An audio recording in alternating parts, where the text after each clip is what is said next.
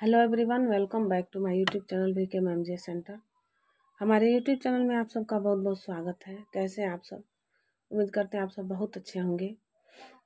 हम लोग आज के इस वीडियो में सेल के बारे में पढ़ेंगे, सेल वाल, कोशिका भित्ति। इसके पिछले वीडियो में हम लोग सेल के बारे में बहुत सारी जानकारी प्राप्त कर चुके हैं। सेल कितने प्रकार के होते हैं और सेल की खोज किसने की, इन मुख्य मुख्य बातों को हम लोग पिछले वीडियो में जान चुके हैं। हम लोग का आज इस वीडियो में पादप सेल यानी पादप कोशिका के अंदर पाए जाने वाले सेल्स के बारे में जानेंगे। उनकी बनावट, उनके आकार, उनका काम क्या होता है, वे कैसे कार्य करती हैं। सेल वाल यानी कि कोशिका भित्ति केवल पादप कोशिका में पाई जाती है। यह सेल वाल जो होती है सेलुलोज की बनी होती है।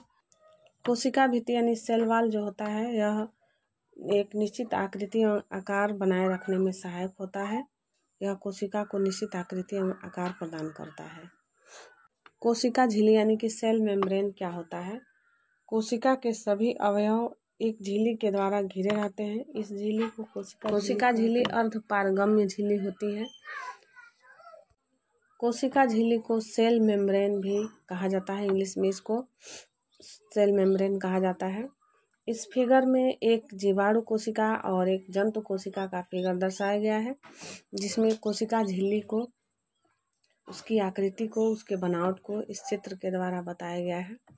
यह कोशिका झिल्ली जो है वह जंतु कोशिका में भी पाई जाती है और जीवाणु में भी पाई जाती है। और यह कैसा होता है? तो यह अर्धपारगम्य झिल्ली होता है।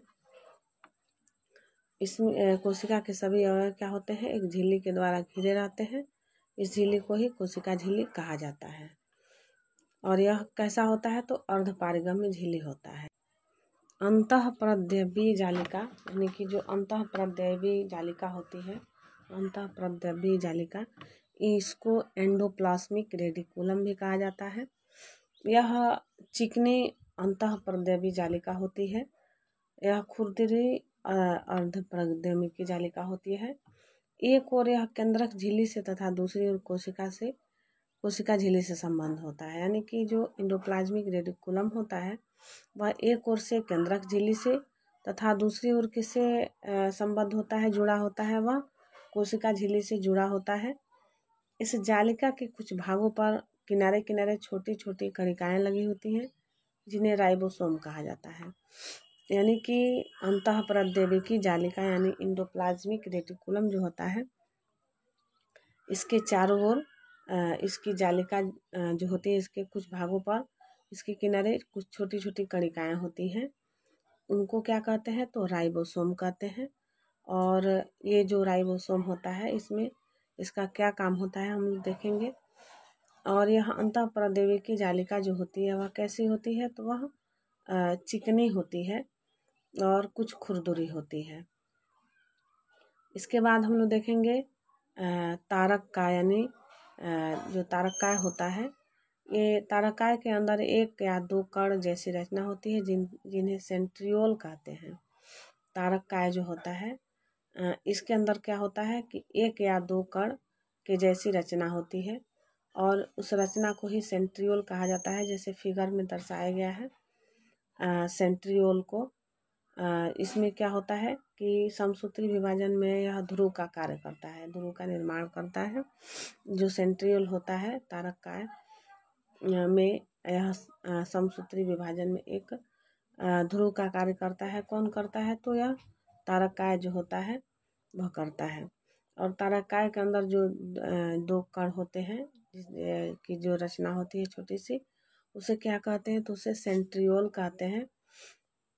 और तारककाय जो होता है वह क्या होता है कि समसूत्री विभाजन में यह ध्रुव का निर्माण करता है। किसमें?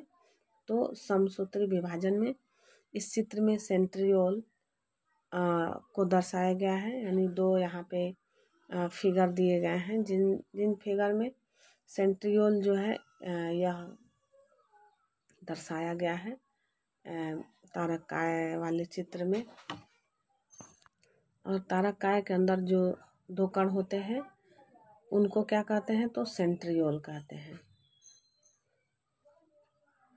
इसके बाद है तारककाय की खोज किसने की थी? इसको खोज करने वाले का नाम है बेबोरी। यह केवल जंतु कोशिकाओं में पाया जाता है। जो तारककाय होता है या सेंट्रोसोम होता है वह केवल जंतु कोशिकाओं में ही पाया जाता है। यह पादप कोशिकाओं में नहीं पाया जाता है तारककाय। सिमेट्रोसोम यह तारककाय जो होता है यह किस में पाया जाता है? तो केवल जंतु कोशिकाओं में ही पाया जाता है। और इसके खोजकर्ता कौन है? तो उनका नाम है बोबेरी हैं। इन्होंने तारककाय या सिमेट्रोसोम की खोज किया था। और तारककाय में जो छोटी छोटी 2 रचनाएं होती हैं उनको सेंट्रियोल कहा जाता है। और यहाँ पे तारककाय का फिगर दिया हुआ है, जिस फिगर के द्वारा पता चलता है कि सेंट्रियोल इसके मध्य में होते हैं। इसके बाद हम लोग देखते हैं कि कोशिका झिल्ली जो होती है, सेल मेम्ब्रेन, इसका जो मुख्य कार्य होता है कोशिका के अंदर वाले एवं अंदर से बाहर आने वाले पदार्थ का निर्धारण करना होता है। यानी जो कोशिका झिल्ली होती है वह क्या करती है? यहाँ पे इस फिगर में कोशिका झिल्ली को दिखाया गया है, सेल मेम्ब्रेन को दिखाया गया है। इसका जो मुख्य कार्य होता है वह क्या होता है? वह कोशिका के अंदर आने एवं कोशिका के अंदर आने एवं कोशिका से बाहर आने वाले पदार्थों का निर्धारण करना किसका काम होता है? तो कोशिका झिल्ली का काम होता है। यहाँ हम लोग देखते हैं कि कोशिका झिल्ली का जो कार्य है वह क्या है? तो उसके अंदर आने और बाहर जाने वाले पदार्थों का निर्धारण करना किसका कार्य होता है? तो कोशिका झिल्ली का कार्य होता है। इस फिगर में दिखाया गया है कोशिका झिल्ली को। राइबोसोम, यह राइबोसोम जो होता है यह राइबोन्यूक्लिक एसिड नामक अम्ल व प्रोटीन की बनी होती है। जो राइबोसोम होता है वह किसका बना होता है? तो वह राइबोन्यूक्लिक एसिड नामक अम्ल जो होता है वह प्रोटीन, इससे मिलकर राइबोसोम बना होता है। यह प्रोटीन संश्लेषण के लिए उपयुक्त स्थान प्रदान करती है, अर्थात यह प्रोटीन का उत्पादन स्थल है, इसलिए इसे प्रोटीन की फैक्ट्री भी कहा जाता है। यानी जो राइबोसोम होता है इसे प्रोटीन की फैक्ट्री भी कहा जाता है। और राइबोसोम जो है वह क्या है? यह प्रोटीन संश्लेषण के लिए उपयुक्त स्थान प्रदान करती है। कौन करती है? तो राइबोसोम करती है। और यह प्रोटीन का उत्पादन भी करती है, जिसके कारण राइबोसोम को प्रोटीन की फैक्ट्री कहा जाता है। राइबोसोम जो होता है वह राइबोन्यूक्लिक एसिड नामक अम्ल व प्रोटीन से बना होता है। इस चित्र में दिखाया गया है। राइबोसोम जो है यह अति सूक्ष्म कोशिकांग है जो केवल इलेक्ट्रॉन सूक्ष्मदर्शी के द्वारा देखा जा सकता है। कौन देखा जा सकता है? तो राइबोसोम जो है उसको केवल इलेक्ट्रॉन सूक्ष्मदर्शी के द्वारा देखा जा सकता है। और यह अति सूक्ष्म कोशिकांग होता है। कौन होता है? तो राइबोसोम जो होता है अति सूक्ष्म कोशिकांग होता है। राइबोसोम की खोज करने वाले का नाम क्या है? तो उसका नाम है ई पैलार्डे हैं, जिन्होंने राइबोसोम की खोज किया तथा उसका नामकरण किया। और खोज कब किया? तो 1955 में राइबोसोम की खोज हुआ था। किसके द्वारा? ई पैलार्डे के द्वारा। और इस चित्र में राइबोसोम का पिक्चर दिखाया गया है, जिसमें जो राइबोसोम है वह स्पष्ट रूप से देखा जा सकता है इस चित्र में। इसके बाद हम लोग देखते हैं अंतःप्रद्रवी जालिका। अंतःप्रद्रवी जालिका क्या है? अंतःप्रद्रवी जालिका का मुख्य कार्य उन सभी वसाओं व प्रोटीनों का संश्लेषण करना है जो कि विभिन्न झिल्लियों जैसे कोशिका झिल्ली, केंद्रक झिल्ली आदि का निर्माण करते हैं। यानी कि जो अंतःप्रद्रवी जालिका है यह क्या करता है? इसका जो मुख्य कार्य है यह क्या है? यह सभी वसाओं व प्रोटीनों का जो संश्लेषण है, यह काम किसका है? वह है अंतःप्रद्रवी की जालिका का, जो क्या करता है कि विभिन्न झिल्लियों, यानी जो झिल्लियाँ होती है जैसे कोशिका झिल्ली है, केंद्रक झिल्ली है आदि का निर्माण किसके द्वारा होता है? तो अंतःप्रद्रवी जालिका के द्वारा किसका निर्माण होता है?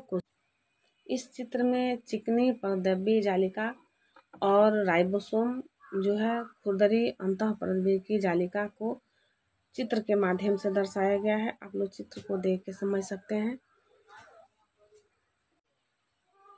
इसके बाद अंतःपरद्वीपीय जालिका जो होती है 2 प्रकार की होती है।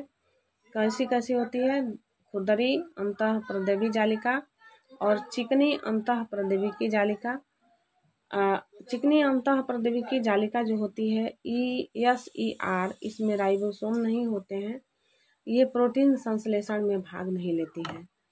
खुरदरी जो अंतःपरद्वीपीय जालिका होती है RER जिसको कहते हैं शॉर्ट में, इनकी बाहरी सतह जो होता है इस पे राइबोसोम लगे होते हैं और ये प्रोटीन संश्लेषण में भाग लेते हैं। यानी अंतःपरद्वीपीय जालिका जो होती है इसके 2 भाग होते हैं। कौन कौन?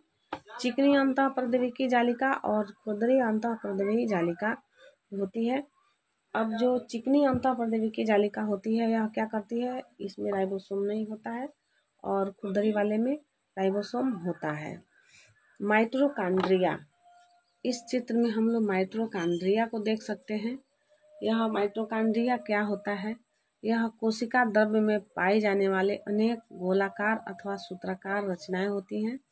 यानी कि जो माइटोकॉन्ड्रिया होती है वह कोशिका द्रव्य में पाई जाती है और यह अनेक गोलाकार अथवा सूत्राकार रचनाओं का एक समूह होता है जो माइटोकॉन्ड्रिया होता है। इस चित्र में स्पष्ट रूप से देखने को मिल जा रहा है। इसकी खोज किसने की? तो इसकी खोज अल्टमैन ने किया था 1890 ईस्वी में। किसने किया था? तो माइटोकॉन्ड्रिया की खोज किसने किया था? तो उनका नाम है अल्टमैन। और कब किया था? तो 1890 में किया था। सी बेंडा ने सर्वप्रथम 1897 में माइटोकॉन्ड्रिया का नाम दिया था। तो माइटोकॉन्ड्रिया का नाम देने वाले का नाम क्या है? तो सी बेंडा है। माइटोकॉन्ड्रिया में DNA, mRNA एवं राइबोसोम पाए जाते हैं जिनकी सहायता से ये प्रोटीन संश्लेषण में सक्षम होते हैं। यानी जो माइटोकॉन्ड्रिया होता है वह प्रोटीन संश्लेषण करता है और किसकी सहारा से? तो इसमें जो DNA पाया जाता है, mRNA पाया जाता है और राइबोसोम पाया जाता है। इसी की सहायता से माइटोकॉन्ड्रिया क्या करता है? तो प्रोटीन का संश्लेषण करता है। माइटोकॉन्ड्रिया कोशिका की शक्ति गृह कहलाता है। जो माइटोकॉन्ड्रिया होता है किसी भी सेल का वह शक्ति गृह यानी पावर हाउस कहलाता है, क्योंकि इसमें ईंधन का चरणबद्ध ऑक्सीकरण होता है जिसके फलस्वरूप रासायनिक ऊर्जा ATP मुक्त होती है। यानी कि जब ईंधन का ऑक्सीकरण होता है चरणबद्ध रूप से, जिसके द्वारा क्या होता है? रासायनिक ऊर्जा उत्पन्न होती है। ATP जिसको कहा जाता है एडेनोसिन ट्राइफॉस्फेट का निर्माण होता है और यह मुक्त होता है। गाल्जी बॉडी यानी जो गाल्जी काय होता है इसकी खोज 1898 में कैमिलो गाल्जी नामक वैज्ञानिक ने किया था। यह जालिका नुमा नलिकाओं का या पुटिकाओं से बना जटिल संगठन होता है जो छोटी गोल पुटिकाओं से घिरा होता है। इस चित्र में पुटिकाओं को हम देख सकते हैं जो गाल्जी कॉय यानी गाल्जी बॉडी में पाई जाती हैं, जो छोटी छोटी होती हैं। यह जालीनुमा नलिकाएं होती हैं और यह नलिकाएं जो होती हैं पुटिकाओं से बना होता है और जटिल संगठन होता है और यह छोटी छोटी गोल पुटिकाओं से घिरा रहता है। कौन घिरा रहता है? तो गोल्जी बॉडी यानी गोल्जी कॉय जुड़ा रहता है। इस तरह से हम लोगों ने देखा कि गोल्जी बॉडी जो है यानी गोल्जी का है, इसकी खोज कब हुआ था? तो 1898 में हुआ था। किसके द्वारा हुआ था? तो कैमिलो गाल्जी के द्वारा। ये वैज्ञानिक है कैमिलो गाल्जी, इन्होंने गोल्जी बॉडी की खोज की और यह गाल्जी बॉडी जो है यह जालिका नुमी नलिकाओं या पुटिकाओं का बना एक जटिल संगठन होता है जो एक छोटी छोटी पुटिकाओं से घिरा रहता है। इस तरह से आज हम लोगों ने सेल्स यानी कोशिका के बारे में जाना। इसके पिछले वीडियो में भी हम लोगों ने कोशिका के बारे में बहुत विस्तृत रूप से चर्चा किया है। आज की इस वीडियो को हम लोग यही समाप्त करते हैं। मिलते हैं अगले वीडियो में अच्छी जानकारी के साथ। ऐसी इंटरेस्टिंग वीडियो देखते रहिए। हमारी वीडियो को पूरा देखिए, हमारे चैनल को सब्सक्राइब करिए, लाइक कमेंट अवश्य करिए। Thanks for watching this video. जय हिंद, वंदे मातरम।